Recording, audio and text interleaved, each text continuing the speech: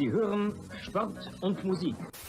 Das Spiel ist aus! Deutschland ist Weltmeister! Mario Götze! Mario Götze!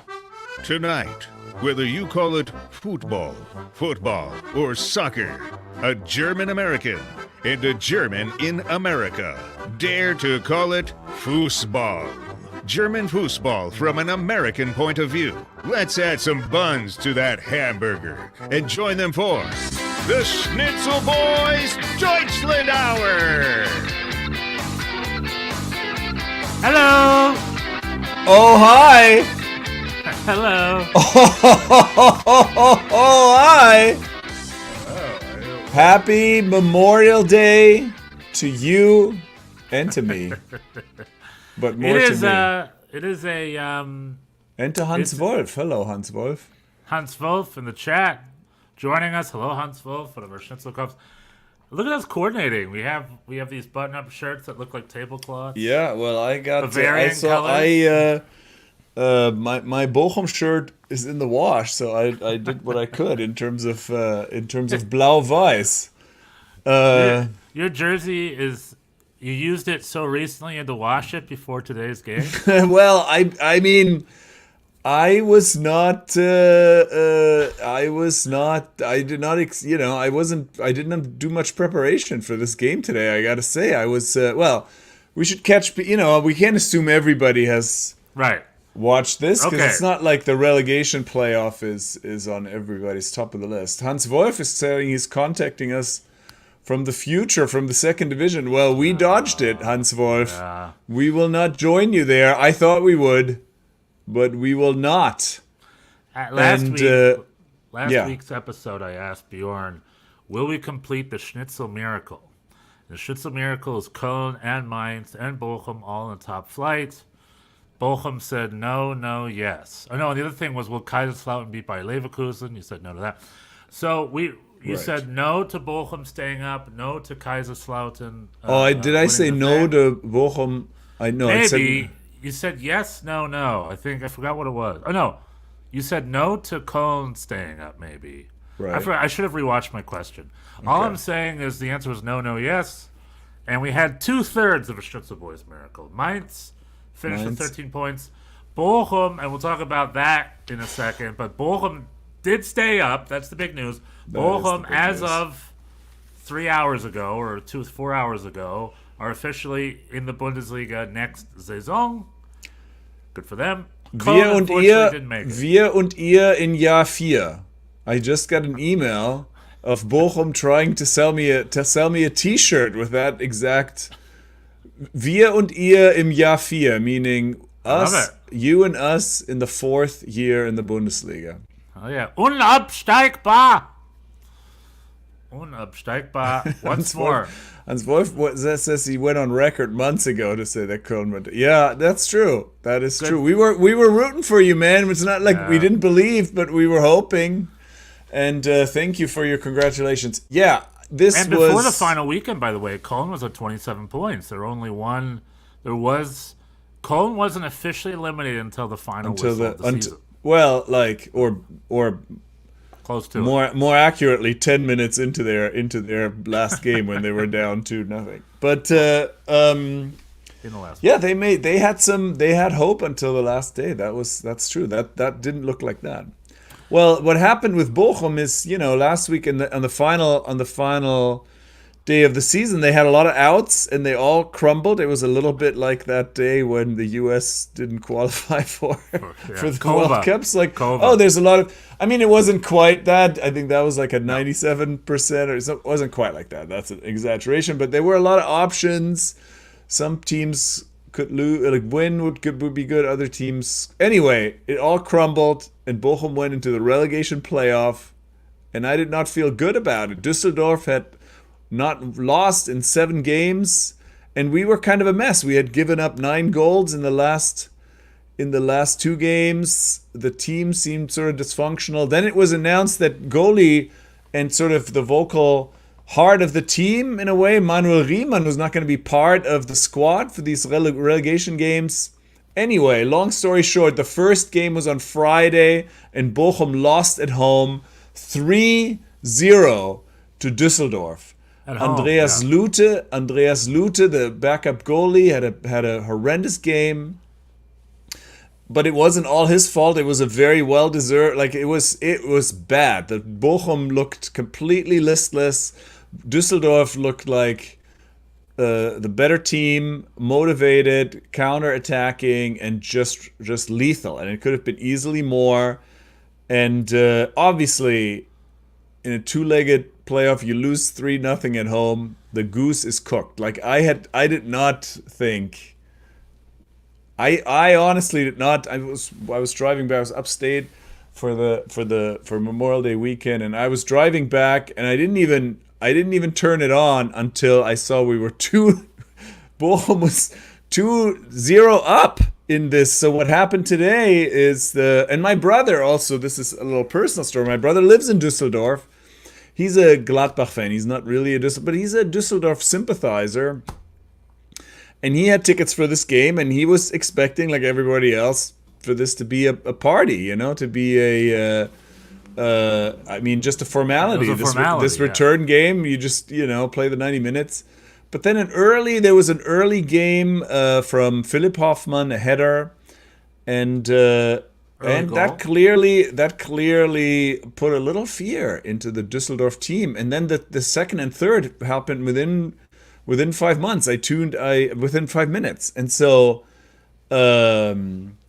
incredibly, 75 minutes in, Bochum was up 3-0, had equalized the score. Now, the only reason I will tell you, because going into this game, I was like, there's no chance. I had no hope. I would not have bet any money on it. I actually looked up the last time that Bochum won a road game by 3 goals. And it turns out you have to go quite a ways back. The last time that was in March of 2021 when they were in the second Bundesliga. But it was at Düsseldorf. So I was like, oh. Well, Bochum and Düsseldorf are the antithesis of each other in a lot of ways. Would you say? The Bochum and the Düsseldorf. Isn't Düsseldorf mentioned by name in the Herbert Grönemeyer song? Yes, it is. And what's the context of that? Well, it's there. Well, it's just sort of dismissively said, like, well, wer wohnt schon in Düsseldorf? Like, what kind of person would live in Düsseldorf? Right. And really, what the undertone is that Bochum is like a blue collar, down to earth kind of a real place, and Düsseldorf is like a little highfalutin, sort of fancy. What kind of jacket are you wearing? Yeah, exactly. Like yeah. Yeah. Anyway, so Bochum, so that's already fun right there. So Bochum came in 3 goals down, and I'll tell you, I was in the same boat. I kind of, it's Memorial Day today. Happy Memorial Day, and I'm sleeping in here in America. For those of you listening overseas, and I'm sleeping a little bit. And I realized, the game is on. It must be on. So I plugged it on in the second half, and I was already 3-0. And I was like, a good thing I plugged in. I'm missing a thing here. And I missed quite the thing. But what I'll tell you, I was shocked at how little Fortuna Düsseldorf were offering in the second half of that game. I mean, they just switched that light switch off. They were dudes defending. And they didn't have a number 10. They had no game plan. They were just defending and defending. I mean, they looked frightened. I mean, they looked shell shocked. Like Bochum should have finished this in regulation. There were some legit chances. There was especially the one cross where Asano, if he gets a foot on it, that's it. Right there at the end. Right, yeah. And but then in overtime, overtime's the other way around. Düsseldorf showed up.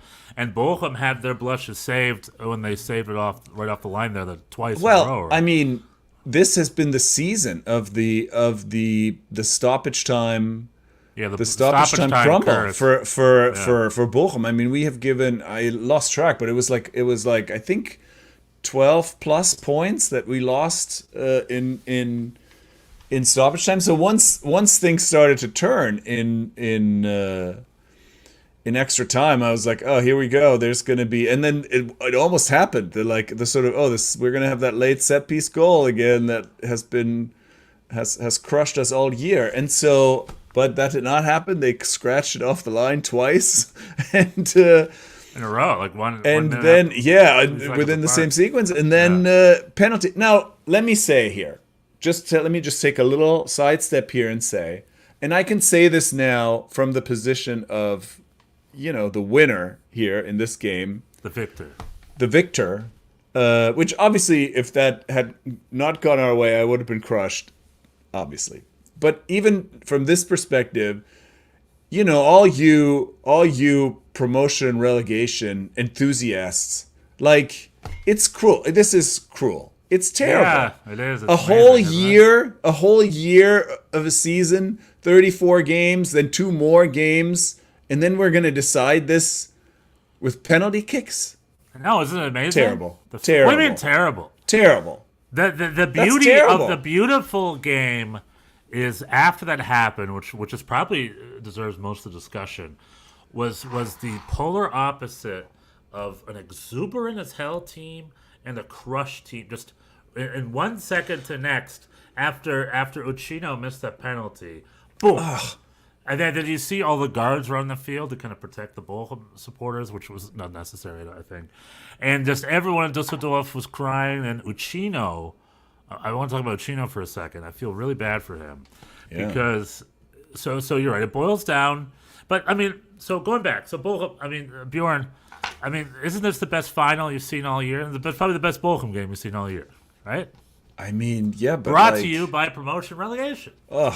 Brought to you by that promotion relegation. The beauty of it's it. Too much. And Bochum earned it, But anyway, 5 penalties and it's tied. Andreas Lütte blocks the first one. Yeah, Andreas then, Lütte, who was called into action. Which is also bonkers, because also the beauty drama, Manuel Riemann, a penalty kick block specialist. Yeah, that's exactly. He's not on the field. It's not on the squad. Oh, due to off-field drama. Wouldn't we have wanted him in goal? No, I guess not. So it's just part of the stories.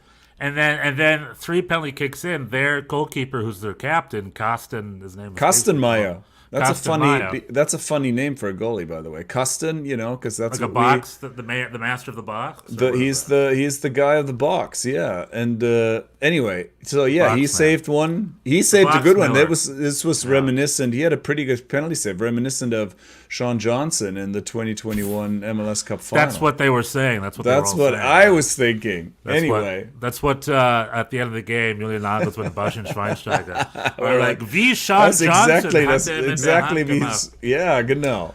But anyway, but then it goes to sudden death penalties. So it's extended penalties. Mm-hmm. And then that's when you scrape the barrel on your roster to find penalty kick takers.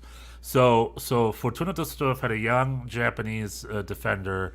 I don't know much about him. I don't know if he takes a lot of penalties. A step up. Kicks, he misses the goal. It goes high, Drittenstock, right? It goes a little high. Not a great penalty. And right away, he slams himself on the floor. Yeah, hides his face, and think the entire season, the entire possibility to go to blood, the entire 60,000 fans in the stadium, he just feels in that moment he failed everyone, and he took the entire loss on himself. Yeah. And then you saw the images after the game where the Kastenmeier, the captain, picked him up off the floor. Everyone's consoling him. And there's that really great, we shared on our Schnitzel Boys Twitter, or X, a great photo of the Fortuna Düsseldorf coach just hugging him and consoling him. Because it's not his fault. Uchino, if you're listening, which I assume you are, it's not your fault. Okay, the whole season, the whole team, you're all in it together. You can't blame it to yourself. It's a sudden death penalty. You're some defender who knows what your history is. You're called to action, and at the end of the day, Bundesliga depth won because you guys had more capable penalty kick takers. At least one more than Fortuna Düsseldorf had on their roster. So yeah, it was I mean, it was wild. It was wild. It was definitely. I was pretty stressed out. I pulled over. I pulled over for the shootout because I did not. Right. Can't be driving during that kind of emotion. No, couldn't be. So I had to stop. So anyway, wait a minute. So you were driving during the whole game? Well, yeah, we were coming back from upstate, Vermont? and it was pretty trafficy, Memorial Day traffic. So it was got it was stop and go for Are a you lot with of your it, but, family like doing this, like looking down and off and down? no, my son. I was mostly driving. My son Okay. was giving me updates and watching. I was checking in. Yeah, but then for the shootout, it was too much. I had to. Right, I you had gotta to pull over. Yeah, that was crazy. And All right, so David Riccio was at a ceremony, also joining us. Hello, David Riccio, in the chat. I was at a memorial ceremony, so I missed it and caught it on Twitter. What happened? Well, we gave you the rundown. I'm reading comments that this double relegation setup overly favors the first division team. That's true, giving them too many opportunities to stay up. Thoughts? It's a good question. I love this because it shows that no matter how stumbly Bochum look, the third worst team in the Bundesliga is still better than the third best team of the second division. I mean, it did not look like that on Friday, and it was certainly a coin toss. Thursday, yeah. On Thursday. Oh, Thursday. Thursday, yeah. On Thursday. Thursday. But today it did, right? Bochum was the stronger team today. Yeah, for sure. I mean, they played with nothing to lose, and that's been a positive. I mean, the playoff in general, yeah. I mean, I just said I think it's pretty cruel to that your whole season can come down to this. There is a tradition in Germany. They used to do this. This is just I don't know if I mean, I think it definitely favors the first division team. Usually, when you come up from the second division, you need reinforcements to compete. So it is, and mostly I think since they brought it back in 2009, only twice has the second division team done it. Bochum came close one time against Mönchengladbach within that time.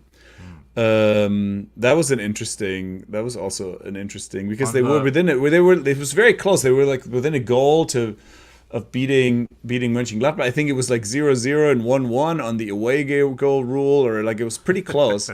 And then their fortunes really diverged. Like Mönchengladbach went on to have a couple of Champions League. Play Real Madrid in the Champions League. Yeah, Champions League years, and Bochum was very, very middling in the second Bundesliga, even fighting relegation there a couple of years. So it's funny, these things it's like razor's edge. The reason why this even exists, there was a tradition because the second Bundesliga was in two divisions. There was a North Division and a South Division, and so they had a playoff to get that third. The winner of each division would automatically go, and then the winner of the two would go up. So they had this playoff was a thing. And I guess it's like it's two more games. It's some time to fill where nothing else is happening. So I think it's much better than the championship system, which I think is bonkers. Where we're like the winner England, goes the up, playoff? Second through seventh, and then it's a one-off tournament. Leeds yesterday.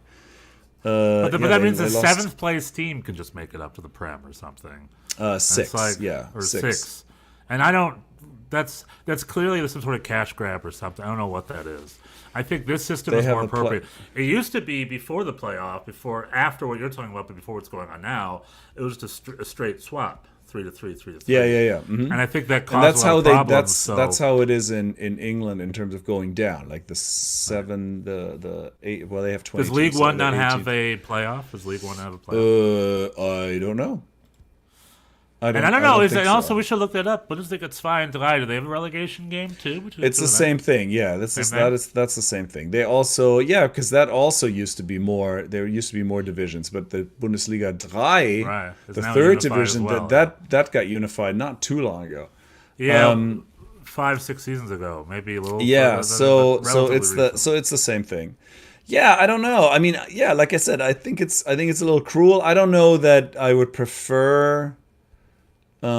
Just having 3 teams go up and down straight up. I guess it's perhaps meant to favor the first division team a little bit. Yeah, I think I agree with you because otherwise they wouldn't have changed it. I think the third place team in the second division is just too big of a jump, so they added this new wrinkle to slow it down a little bit because they're having enough problems with the two top teams working exactly. Like in this, like to this year. It's just, I think this is just increasingly the case, not just in Germany, the gap between these divisions, because there is so much more money in the Yeah. top flight, thanks to More than it used to be, yeah. Champions League. The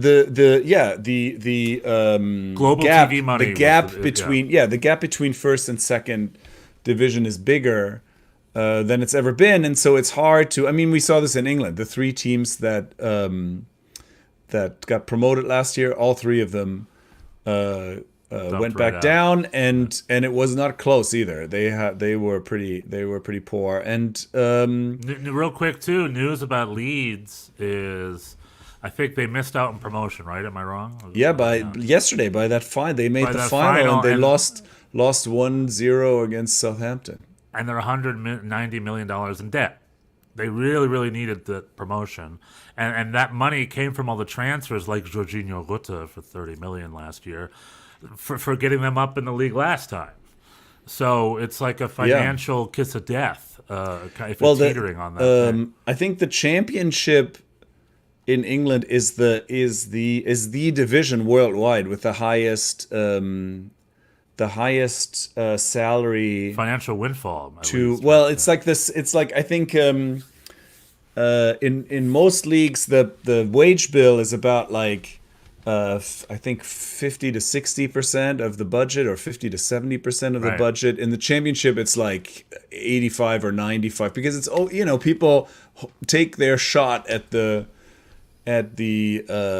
Premier League, and so they're willing to kind of push all their chips onto the table. Yeah, so Leeds. And they have very poor financial controls in addition to that. Right, that's the Right, yeah, exactly. So it's just all these teams like really spending a lot of money in hopes of going up. But then even when you do go up, Luton, the mighty Luton, they're now there for a Right. year, and then you could you get a little bit in England, you get a little bit of a balloon payment when you go back down, but it's not. Yeah, it's all. But all to very say, messy. this is the reason why they have to do this stuff. Like, this is why the relegation playoff was added, was to help. It was a financial decision. It was like, if only 2 clubs are replaced, that's only 2 clubs that have to deal with this financial risk, versus back when it used to be 3 clubs that deal with financial risk. And now they have a competitive method to be like, can this third to last So team you have a still prove chance. that they're the more appropriate if you can Bundesliga do side? it, then you deserve it. Yeah, You right. know, because Kevin Stöger proved himself to be a Bundesliga caliber player. I mean, he was man of the match. Well- He was amazing. Yeah, but he may not be there. His contract is that. I mean, we're like, I said this last week. Now I'm happy this happened, but I said this last week. It's a pie eating contest where the first prize is more pie. We're gonna get more of the same next year. Well, it's like my son was saying, okay, have you learned from your mistakes? Is it gonna be different? No, Stöger's gonna leave. Patrick Osterhage.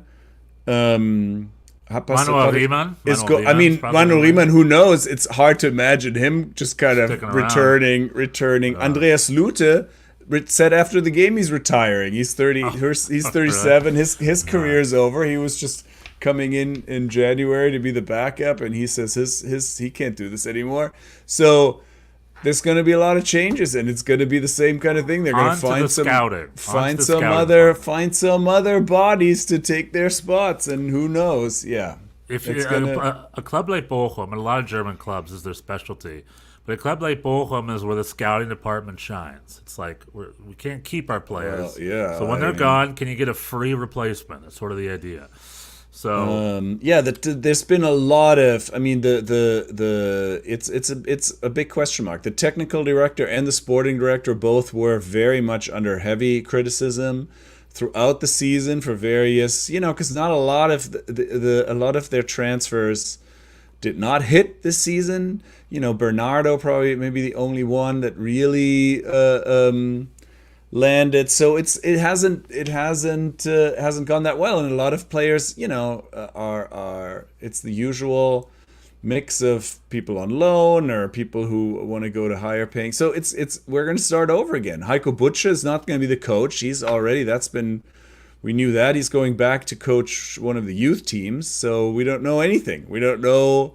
Toto Luzia is 38. I don't know maybe he'll be coach. Maybe he'll be the coach. There's a lot of question marks over this team, and it's not like MLS where you have like, we're like a couple months away from training camp, so it's gonna be interesting. I'll say that Urs Fischer is still available and looking for work.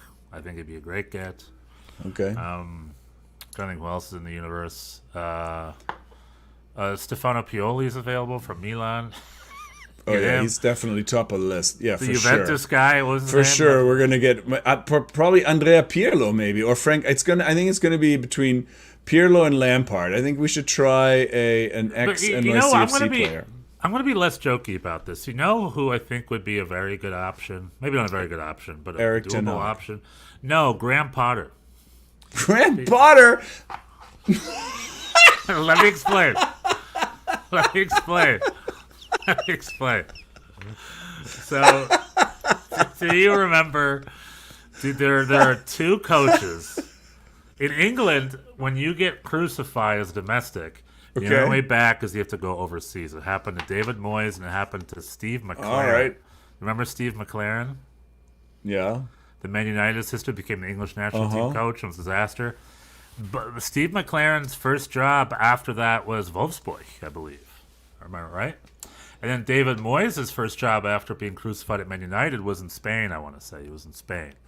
And Graham Potter is one of those guys. He was the hottest coach in England. He was sent to the whirlwind crazy Chelsea year, and he was cut. And Graham Potter's been out of work ever since. So, I don't know. I mean, I think Graham Potter's still got a lot of potential. Like, he'd be perfect. Maybe go back to Brighton or something. But maybe he's one of those guys who no one wants to touch him in England right now.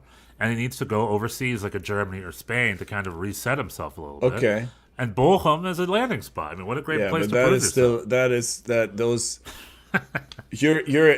It's not Wolfsburg. I know that. I'm It's more with of a you. Wolfsburg Yeah, I'm thing. with you. Right up to that last. Like everything you're saying is correct, except The real Bochum replacement is was not- Heiko Butcher. I mean, who are they going to get that's better It's not a play. It's The real just replacement is Heiko Butcher. I mean, who are you going to get that's better than Heiko Butcher? I mean, just if you're not going to I pay for a don't coach, think- it's got to be from your youth academy. Then, totally right? all the respect to Heiko Butcher for keeping everybody in the game and showing up today the way they did. So like definitely props They and, did it, and, huge, man. and huge respect. But the team did not look great in the last Could whenever Steve he took Cherundolo over the Perhaps come in It's like and set things straight. there's not like Holland. That's as international as the coaching search gets. Well, hold in on, but Steve Bochum. Cherundolo is from It's Hanover. like Come on. everybody else. But I Steve think Cherundolo is if- from Hanover. He's I not, I think know he's if American, but he's from if Hanover. you put a if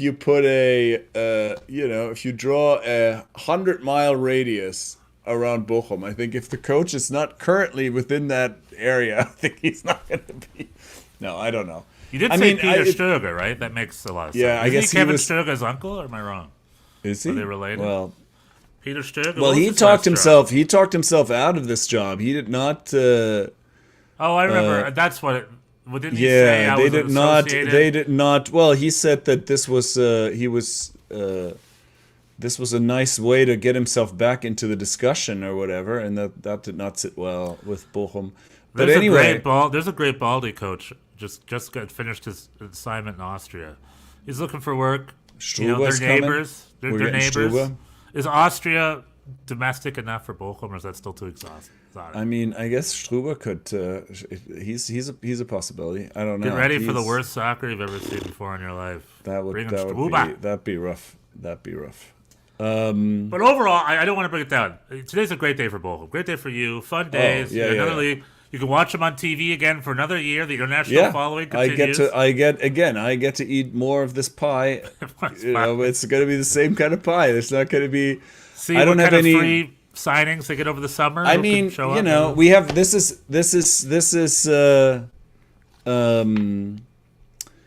it's year 4. We finished 13, 14, and 16. So by that, if you paint that trend forward, we're definitely 17th, baby.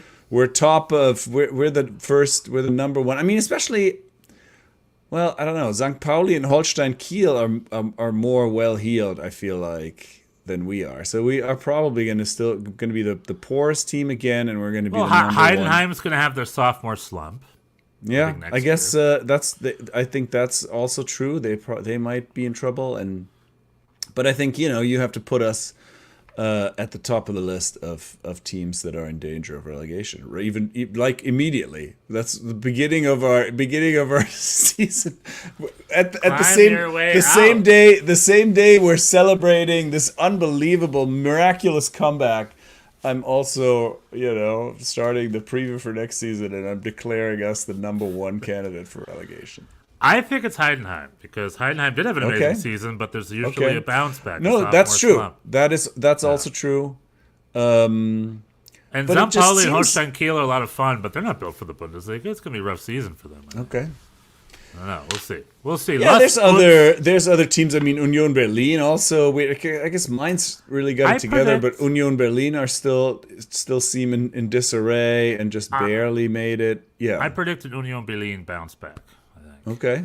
Because the beginning of the season for them, they were playing Real Madrid in the Champions League. I mean, it's quite a season they've had.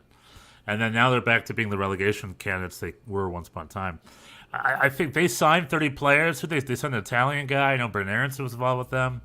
They signed like a lot of they signed a lot of players. Well, we were high on Union Berlin early in the year. Yeah, it seemed like players. They had a lot of good. It seemed like they had a lot of good people. But this grounds them in the Bundesliga still, but there's no Europe for them, just the Bundesliga.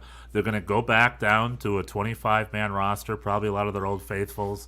I think they're going to go back to the way they were. I believe. I think it'll ground them a little bit. All right. Avoiding relegation was good for them.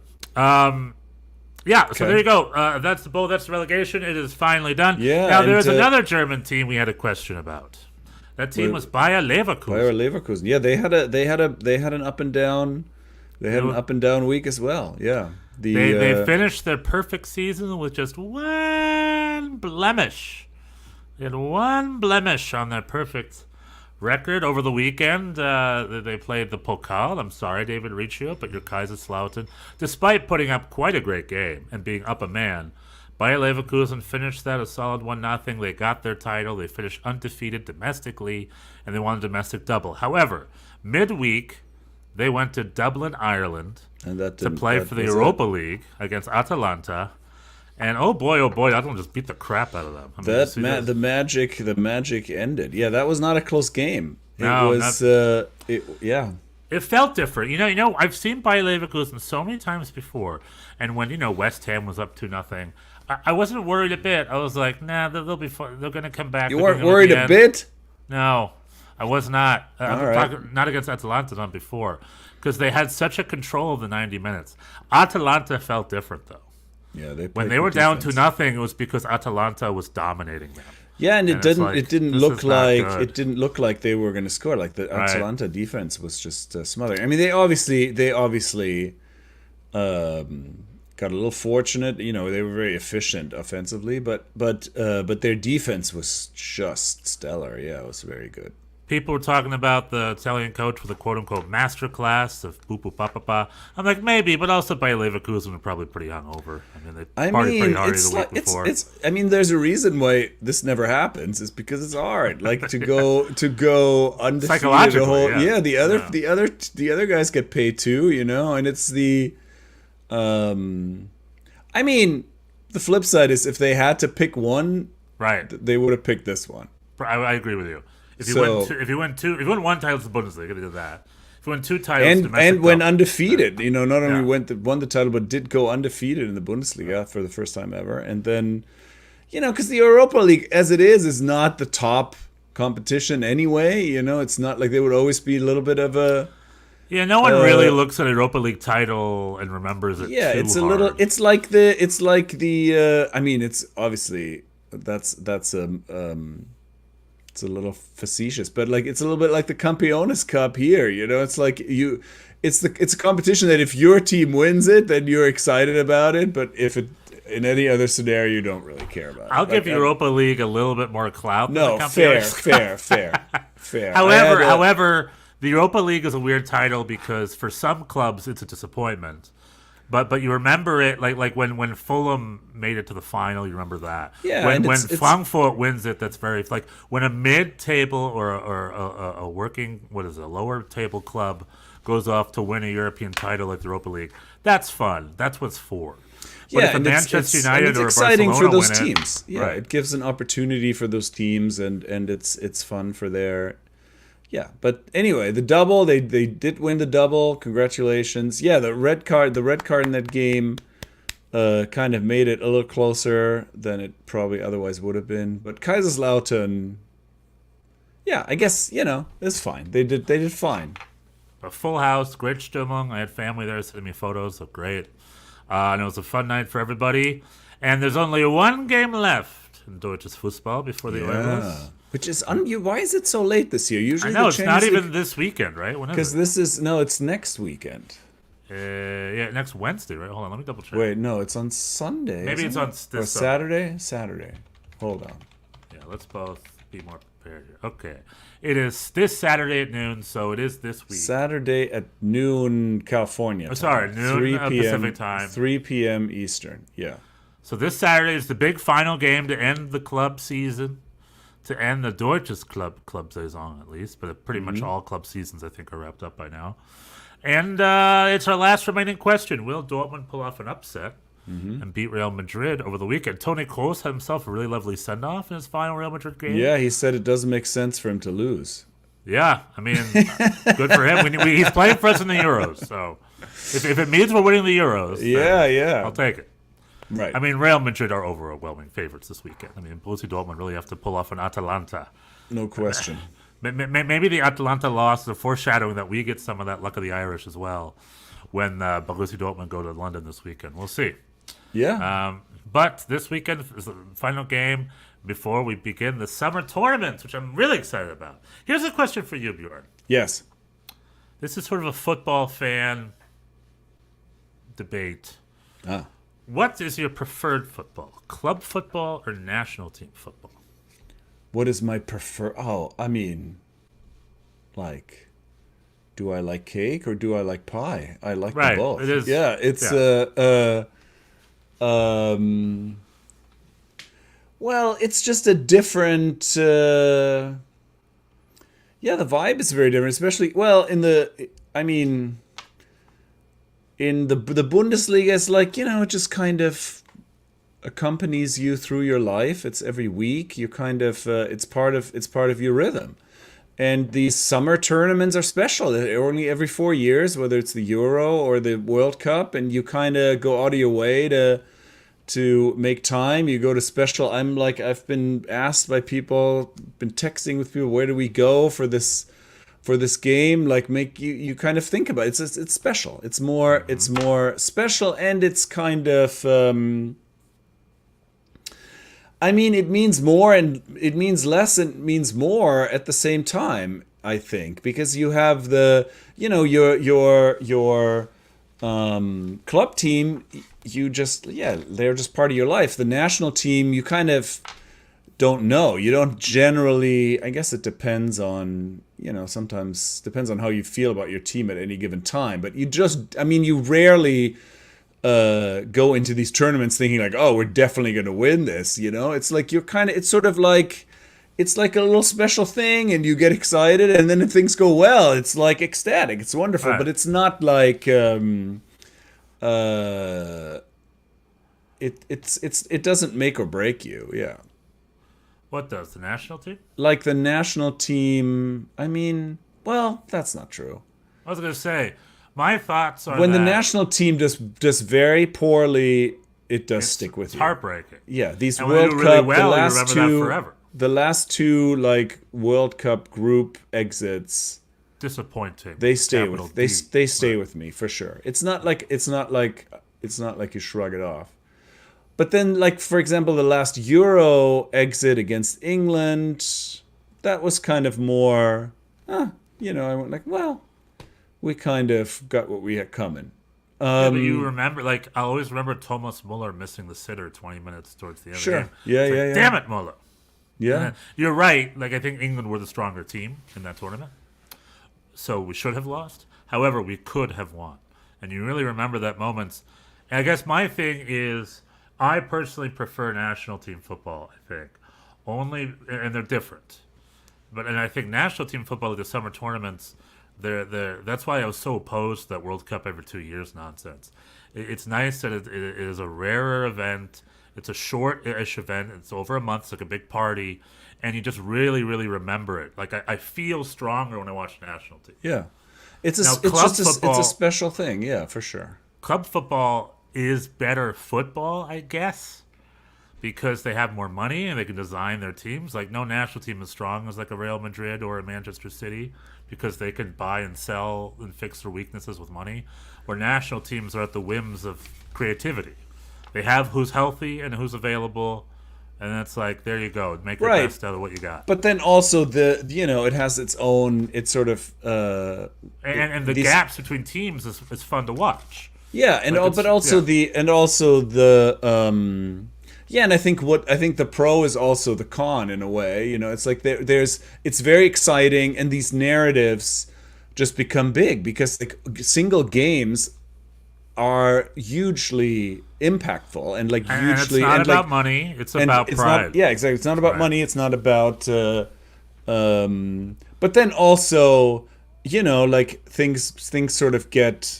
These narratives kind of get developed based on like small sample sizes. That I don't. It's like it's very emotional. It's very like, but it's almost too much. It's like.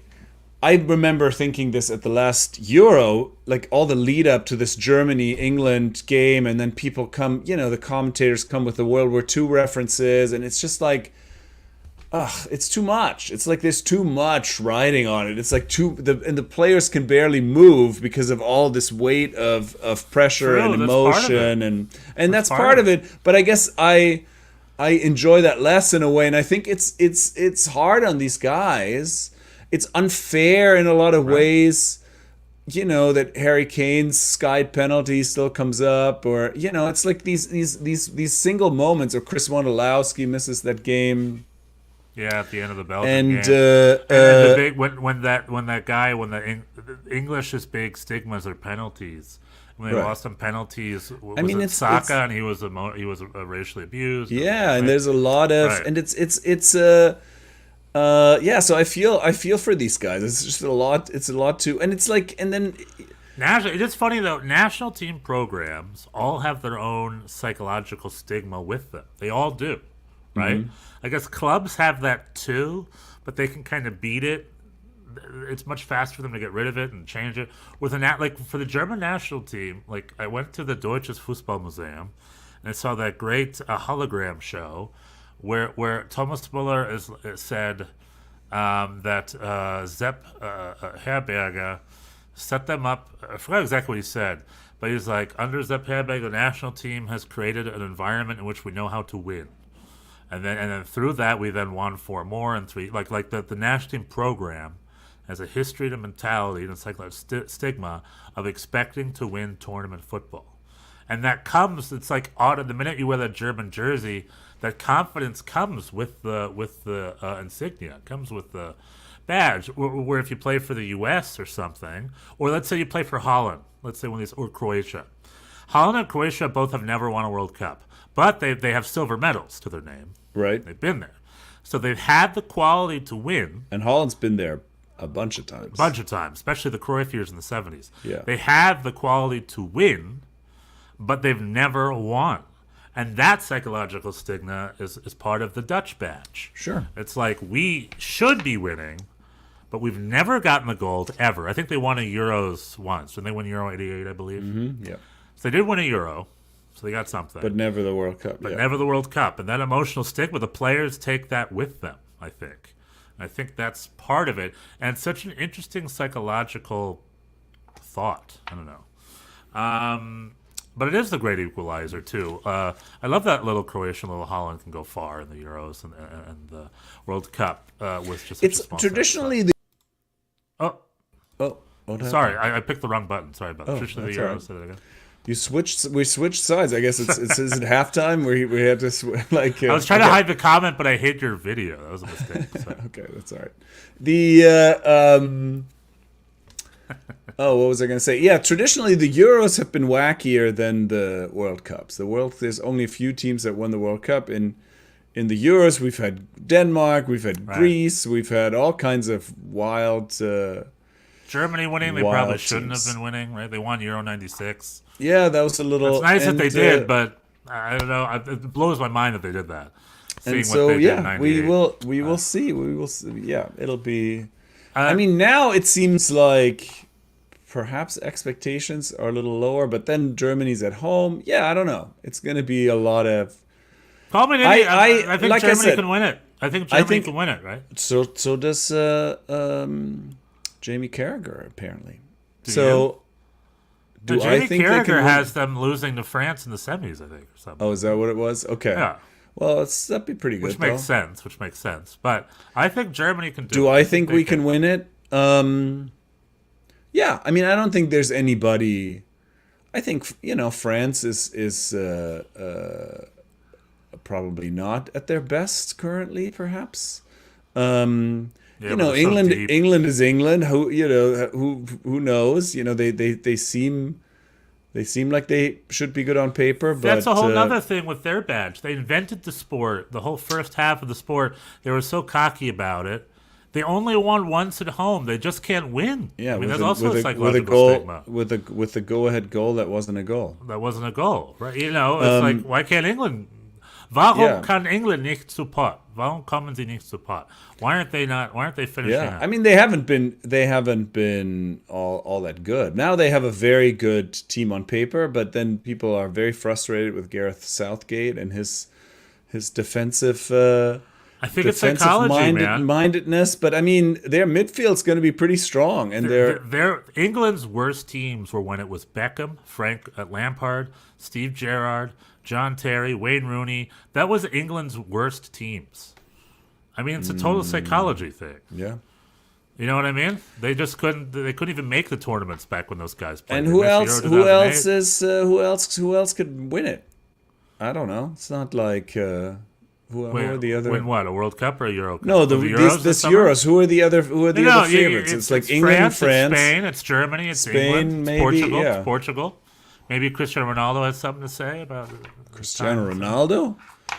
Well, but Portugal's very good because they got Bruno Fernandes. No, they got have a good lot team. they have a good team, but it's Portugal's not. Yeah. People talk about Hungary being the dark horse. I'm like, nah. Maybe Croatia, dark horse again. But let's go back a little bit because we got our good friend Daniel Young joining us in the chat. And he has himself another miracle. He has himself a new miracle for this weekend. Sebastian Haller has recovered from cancer and will score for Dortmund. Sancho will add another. Dortmund. Do you think Dortmund are going to win, or do you think they're going to score goals, Daniel? What are we talking He says he's praying for a miracle, so I don't think I think he's hoping. He's hoping. We're I all might go hoping. down to a German beer hall down in Orange County and watch with Dortmund fans. I think that'll be a lot of fun. Nice. Speaking of where to watch, the environment. I Maybe think a little I'm- preview for where I'll do my Europe. Where I'll think do I'm some of my gonna be Euro in- games. I'm gonna be in Vermont. I don't even know where where there's a place to go. We'll see. Got to find the beer hall. Wherever the Vermont Green folk, I'm sure they have a bar or whatever. Oh, that's in Burlington. That's too far. Oh. No, there's going to be a bar. There's going to be the game on somewhere. It'll be fine. I'll find some chicken wings to eat and see what happens. But all in all, a pretty dang magical season for Deutsches Fußball. There's one game left. Yeah, a lot going on. We had a new champion, and they won quite memorably. A Yeah. season to remember. And then we have Borussia Dortmund sneaking themselves to Champions League final. Hey. And a lot of interesting things happening next year. I mean, will Leverkusen, Vincent Kompany Vincent is Kompany the to Bayern Bayern München coach. I mean, that's wild. You broke that news, bud. You were Did right. I? That got real. That got real fast. It's official. And the word on the street was they wanted Hansi Flick, but Max Ebel fought for Vincent Kompany and convinced Uli Hoeneß to ignore his Hansi Flick stuff and let him give him a shot on this Vincent Kompany guy. I mean, Hansi Flick's going to Barcelona, right? Is that true? Sure, I think right after that, he then got to confirm his part. He maybe was waiting for his Bayern München judgment. But now he's going to Barcelona. Barcelona, one of the pettiest moves in the world, where they refused to let Xavi quit. just so they could fire his ass. I mean, terrible. that's play. just terrible. They've really fallen on hard times. They're a hard team to root for. Bellingham will score. Real Madrid will hit the post 5 times. Yeah, I think that's probably what it's going to take. Amen, and Dortmund brother. will win. Dortmund will win 2-1. Yeah, all right. Let's go. Hey, I want it. I'm up for it. Did we do it? Did we do Deutsches Fußball for the week, for the Woche? I think we've done. I think we have. It's been fun. I mean, I'm just ecstatic. Bochum Despite is in. The magic Bochum is of in. promotion and The relegation. future is not bright, but Don't we worry are. about that But right we now. are here. But we are here for year 4. We are here. What was it? Wir, ihr, Wir Jahr und ihr im Jahr 4. Wir und ihr im Jahr 4. Okay, Bochum's Yeah. up. Cone, we'll get your act together. Maybe we'll get you back up on the top flight. Tschüss, we got USA Hour coming up, talking MLS. Yeah. Oh my God, my other team is doing great as well. Now I was gonna say it's a good week for you. Oh, What do you know about it? magic. The bipolarity of being a football fan, week to week, is a The different set of sports emotions. pain is the best pain. The sports pain. Tschüss. Tschüss.